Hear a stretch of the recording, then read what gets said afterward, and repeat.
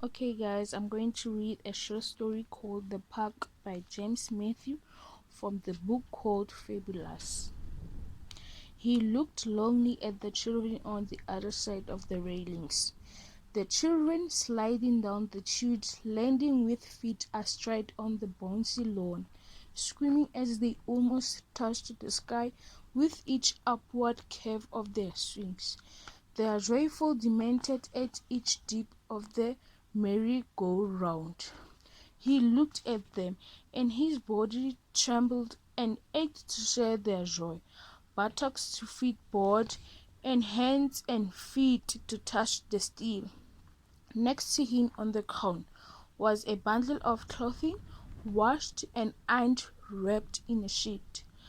5 small boys, pursued by the 2 bigger ones, ran past, ignoring him.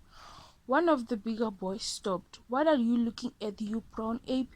the boy said, stooping to pick up a lump of clay. He recognized him. The boy had been present the day he was put out of the park. The boy pitched the lump, shattering it on the rail above his head, and the fragments fell on his face. He spat out the particles of the clay, clinging to the lining of his lips, eyes, searching for an object to throw at the boys separate from him by the railing. More boys joined the other one in front of him and was frightened by their number. Without a word, he shook his bundle free of clay, raised it to his head and walked away. As he walked, he recalled his last visit to the park. Without hesitation, he had gone through the gates and got onto the nearest swing. Even now he could feel that pleasurable thrill that traveled the length of his body as he rocketed himself higher, higher, until he felt that the swing would upend him when it reached its peak. Almost leisurely he had allowed it to come to a halt like a pendulum shortening its stroke, and then ran towards the seesaw. A white boy about his own age was seated opposite him, accordion-like, their legs folded to send the seesaw jerking from the indentation it pounded in the grass. A hand pressed on his shoulder, stopping a jerk. He turned around to look into the face of the attendant. "Get off!" The skin tightened between his eyes. "Why must I get off? What have I done?" He held on, hands clapped onto the end attached to the wooden seesaw. The white boy jumped off from the other end and stood at detached spectator. "You must get off." The attendant spoke in a low voice so that it would carry to the people who were gathering. "The council say," he continued, "that us blacks don't use the same swings as the whites. You must use the swings where you stay." His voice apologizing for the uniform he wore that gave him the right to watch that little white boys and girls were not hurt while playing. "There's no park where I stay." He waved a hand in the direction of a block of flats. "Park on the other side of the town, but I don't know where." He walked past them, the mothers with their babies, pink and belching, cradled in their arms, the children lolling on the grass, his companion from the seesaw, the nurse girls and their uniforms, their badge of the indemnity, pushing prams. Beside him, he walked the attendant. The attendant pointed at an accusing finger at the notice board at the entrance. "There, you can read for yourself," absolving himself of all the blame. He struggled with the red letters on the white background. Blankes Ellens, white only. He walked through the gates, and behind him the swing screeched, the seesaw rattled and the merry-go-round rumbled. He walked the past park each occasion he delivered the washings, eyes wistful, taking in the scene. He shifted the bundle to a more comfortable position, easing the pain biting it into his shoulder muscles. What harm would I be if I were to use the swings? Would it stop the swing from swinging? Would the chute collapse? The bundle pressed deeper and the pain became an even line across his shoulder, and he had no answer to his reasoning. The park itself, with its white lawns and flower beds and rockeries and dwarf trees, meant nothing to him. It was the gaily painted red and green tubing, the silver chains and the brown boards, transport to Never Never Land, which gripped him. Only once, long ago, and then almost as if by mistake had been on something to beat it. He had been taken by his father one of the rare times he was taken anywhere to a fairground. He had stooped, captivated by their wooden horses with their gilded reins and scarlet saddles, dipping into the music as they were wheeled by. For a brief moment, he was astride one, and he prayed it would last forever. But the moment lasted only the time it took him to whisper the prayer. There he was standing, clutching his father's trousers, watching the others astride the dipping horses. Another shifting of the bundle, and he was at the house where he delivered the clothing his mother had washed in a round tube filled with a boiling water, and the steam covering her face with a film of sweat. Her voice when she spoke was soft as clinging as the steam enveloping her. He pushed the gate open and walked around the back, watching for the age-lap dog, which at his entry would rush out to whiz asthmatically around his feet and nip with blunt teeth at his ankle. A round-faced African girl, her blackness heightened by the white starched uniform she wore, opened the kitchen door to let him in. She cleared the table and placed the bundle on it. "I will call madam," she said, the word spaced and highly pitched as if she had some difficulty in uttering the syllables in English. Her buttocks bounced beneath the tight uniform, and the backs of her calves shone with fat. "Are you sure you have bought everything?" was the greeting he received each time he bought the bundle, and each time she checked every item, and as usual nothing was missing. He looked at her and lowered his voice as said, "Everything is there, madam." What followed had become a routine between the three of them. "Have you had anything to eat?" she asked him. He shook his head. "Well, we can't let you go off like that," turning to the African woman in the white, starched uniform. "What have we got?"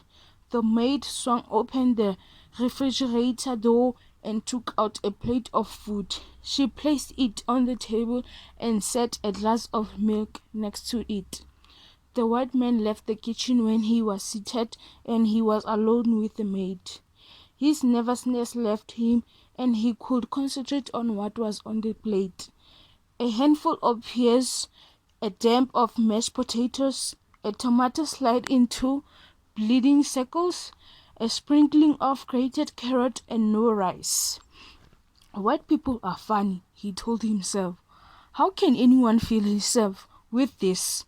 It doesn't form a lump like the food my mama makes."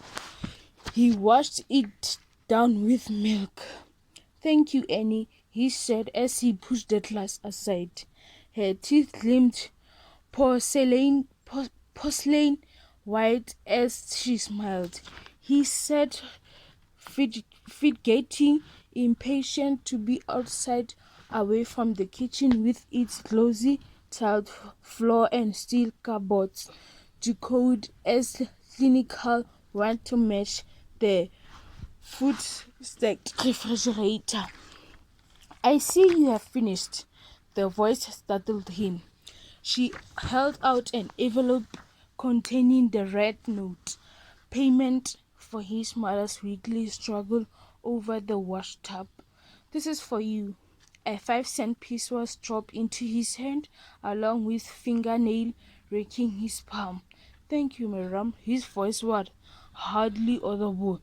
"Tell your mother that I'm going away on a holiday for about a month. I will let her know when I'm back." Then he was dismissed, and her high heels stepped out of the kitchen. He nodded his head at the African maid who took an apple from a bowl bursting with food and handed it to him. He grinned his thanks, and her responding smile bathed her face in light. He walked down the path, finishing the apple with big bites. The dog was after him before he reached the gate, its hot breath warming his heels. He turned and poked his toes on its face. It barked hoarsely in protest, a look of outrage on its face. He laughed delightedly at the expression which changed the dog's features into those of an old man. "See, you do that again." He waved his feet in front of the pug's nose. The nose retreated and made an about turn, waddling away with its dignity deflated by his affront. As he walked, he mentally spent his 6 pence. "I'll buy a penny drops, the sour ones that taste like limes, a penny bull's eyes, a packet of sherbet with the licorice tube at the end of the packet, and a penny star toffee red ones that turn your spit into blood." His lips were titillated and his mouth filled with saliva. He stopped at the first shop and walked in. Trays were filled with expensive chocolates and sweets of a type never seen on the shelves in the Indian shop on the corner where he stayed. He walked out, not buying anything. His footsteps lagged as he reached the park. The nurse girl with their babies and prams were gone, their place occupied by old men who, with their hands holding up their stomachs, were casting disapproving eyes over the confusion and the clutter confronting them. A ball was kicked perilously close to the old man, and the boy who ran after it stopped short as the old man raised his stick, daring him to come closer. The rest of them called to the boy to get the ball. He edged closer and made a grab at it as the old man swung his cane. The cane missed the boy by more than a foot, and he swaggered back, the ball held under his arm. Their game was resumed. He watched them from the other side of the railings, the boy kicking the ball, the children cavorting on the grass, even the old man senile on the seats. But most of all, the children enjoyed themselves with what he was denied, and his whole body yearned to be part of them. "Shh!" He looked over his shoulder to see if anyone had heard him. "Shit!" He said it loud. "Shit on them. Their park, the crash, the swing, the seesaw, everything. Shit! Shit!" His small hands impotently shook the tall railings towering above his head. It struck him that he would not be seeing the park for a whole month, that there would be no reason for him to pass it. Despair filled him. He had to do something to ease his anger. A bag filled with fruit peelings was on top of the rubbish stacked in a waste basket fitted to a pole.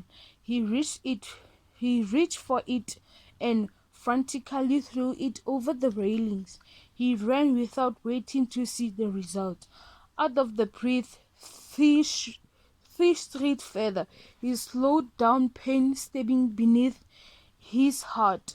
The act had brought no relief, only intensified the longing. He was oblivious of the people passing, the hoods of the vehicles whose path he crossed without thinking, and once, when he was roughly pushed aside, he did not even bother to look and see who had done it. The familiar shrieks and smell told him that he was home. The Indian shop could not draw him out of the melancholy mood and walked past it, his 5-cent pieces unspent in his pocket. A group of boys were playing with their toys on the pavement. Some of them called him, but he ignored them and turned into a short side street. He mounted the flat stoop of a two-storied house with a facade that once had been painted but had now turned a nondescript grey with the red brick underneath showing. Beyond the threshold, the room was dim. He walked past the scattered furniture with a familiarity that did not need guidance. His mother was in the kitchen, hovering over a pot perched on a pressure stove. He placed the envelope on the table. She put aside the spoon and stuck a finger under the flap of the envelope, tearing it into half. She placed the rent note into a spotless teapot on the shelf. "You hungry?" He nodded his head. She poured him a cup of soup and added a thick slice of brown bread. Between bites of bread and sip of soup which scalded his throat, he told his mother that there would not be any washing coming during the week. "Why? What's the matter?" What I do?" "Nothing. Miriam said she go away for a month. She let Mama know she back. What I do now?" Her voice took on a whine and her eyes strayed to the teapot containing the money. The wine hadn't to reproach as she continued. "Why don't she let me know she's going away? Then I look for another Miriam?" She paused. "I slaved away and the pain never left my back, but it is too much for her to let me know she go away. The money I get from her keeps us nice and steady. How I go cover the hole?" He wondered how the rent notes he had bought helped to keep them nicely steady. There was no change in their meals. It was as usual. Not enough, and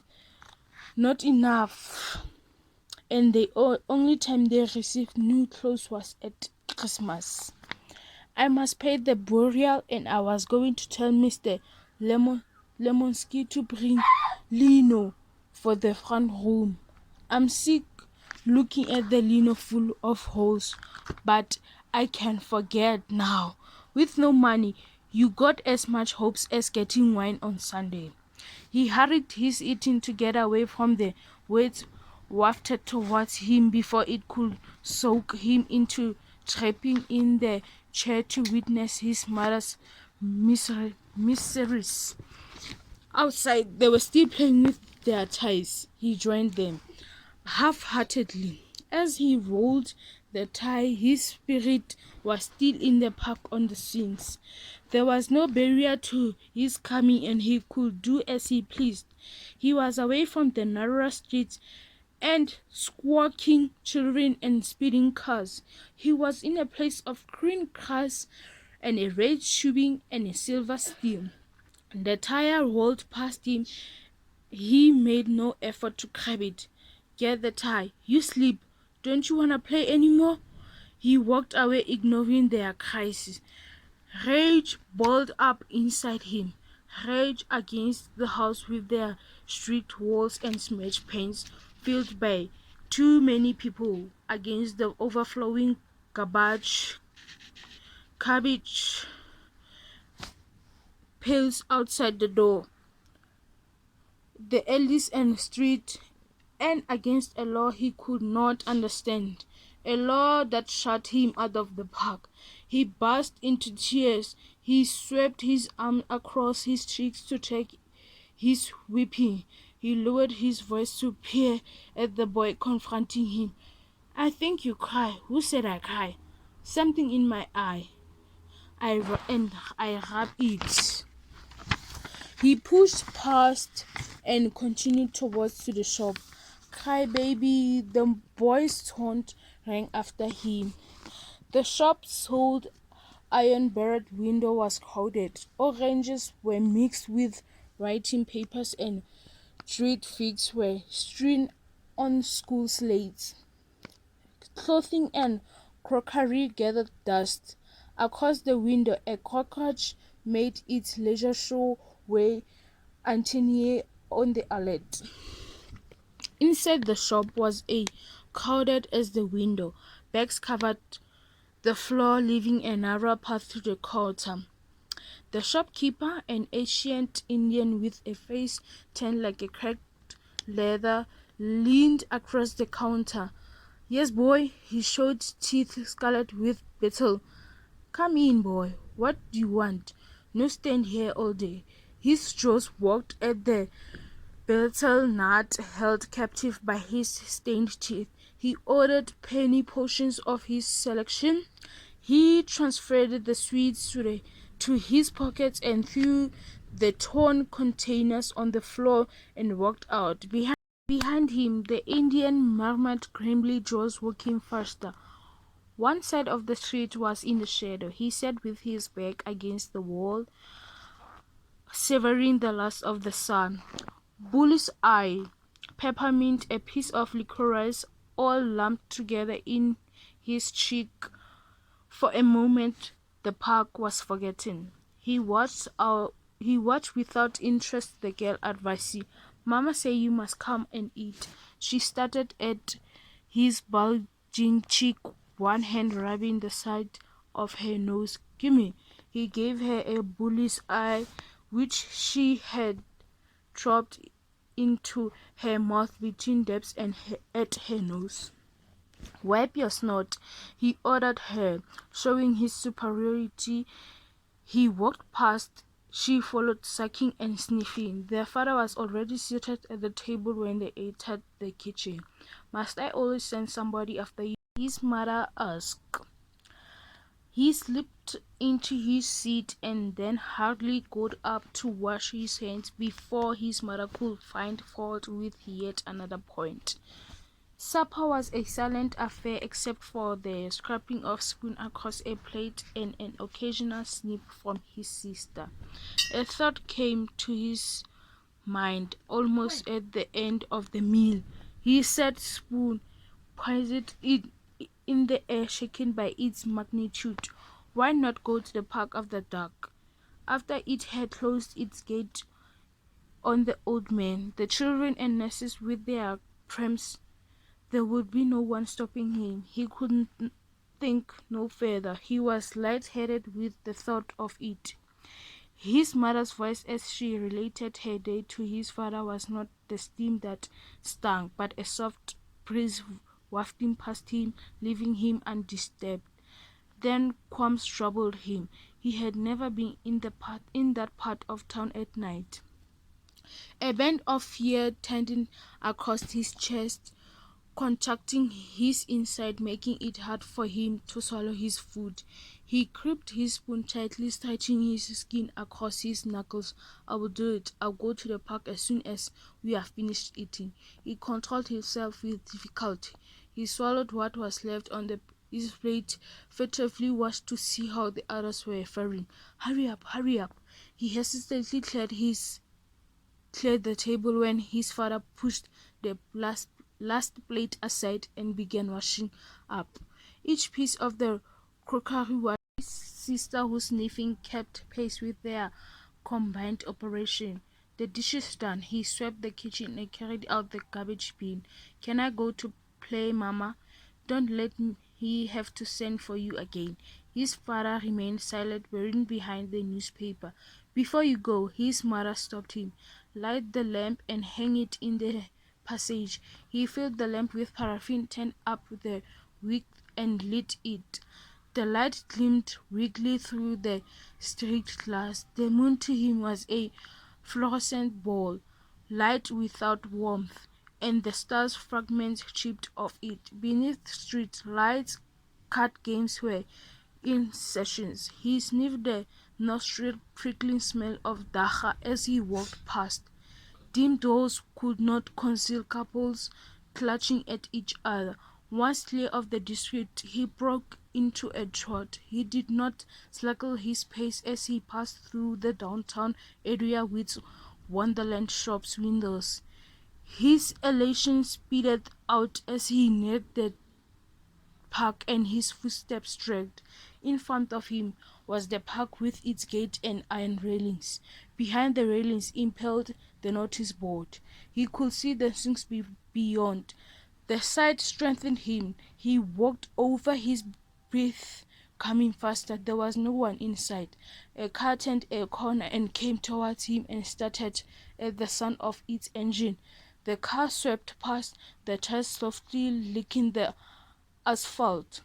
He extended his arms and with monkey-like movements pulled himself up to perch on top of the railings, then dropped onto the newly tanned earth. The cast was damp with dew, and he swept his feet across it. Then he ran, and the wet cast bounded beneath his bare feet. He ran toward the swing, the merry-go-round seesaw, to chute, hands carving the metal. Up the steps to the top of the chute, he stood outlined against the sky. He was a bird, an eagle. He flung himself down on his stomach, sliding swiftly. Whee! He rolled over. When he slammed onto the cross, he looked at the moon for an instant, then propelled himself to his feet and ran the steps of the chute to recapture that feeling of flight. Each time he swept down the chute, he wanted the trip never to end, to go on sliding, sliding, sliding. He walked reluctantly past the seesaw, consoling himself with pushing at one end to send it breaking on the grass. "Shit!" he grunted as he strained to the merry-go-round into thighs tensed, legs stretched. He pushed. The merry-go-round moved. He increased his exertions and jumped on, one leg trailing at the ready to shove if it should slow down. The merry-go-round dipped and swayed. To keep it moving, he had to push more than he rode. Not wanting to spoil his pleasure, he jumped off and raced for the swings. Feet astride, hands clutching silver chains, he jerked his body to gain momentum. He crouched like a runner, then violently stretching. The swing winded as its arc. It swept higher, higher, higher. It reached the sky. He could touch. He plucked a caterpillar into his breast. The earth was far below. No bird could fly as high as he. Upwards, onwards he went. A light switched on in the heart at the far side of the park. It was a small patch of yellow on a dark square. The door opened and he saw a figure in the doorway. Then the door was shut and the figure strode towards him. He knew it was the attendant. A torch gleamed brightly as it swung at his side. He continued swinging. The attendant came to a halt in front of him, out of which of the swings arced and flashed his torch. The light caught him in mid-air. "God damn it!" the attendant saw. "I have told you before, you can't get on the swings." The rattle of the chains when the boy shifted his feet was the only answer he received. "Why you come here?" "The swing. I come back for the swing." The attendant catalogued the things denied them because of their color. Even his job depended on their goodwill. Blurry whites, they get everything. All his feelings urged him to leave he to leave the boy alone, to let him continue enjoy himself, but the fear that someone might have seen them hardened him. Get off, go home, he screamed, his voice harsh, his anger directed at the system that drove him against his own. If you don't get off, I'll go for the police. You know what they do to you. The swing raced back forth. The attendant turned his and hurried towards the gate. Mama! Mama! His lips trembled, wishing himself safe in his mother's kitchen, sitting next to the still burning stove with a comic spread across his knees. Mama! Mama! His voice mounted wrenched from this fold, keeping pace with the soaring swing as it clinched the sky. Voice and swing, swing and voice, higher, higher, higher, until where they were one. At the entrance of the park, the notice board stood tall, its trailer elongated, pointing towards him.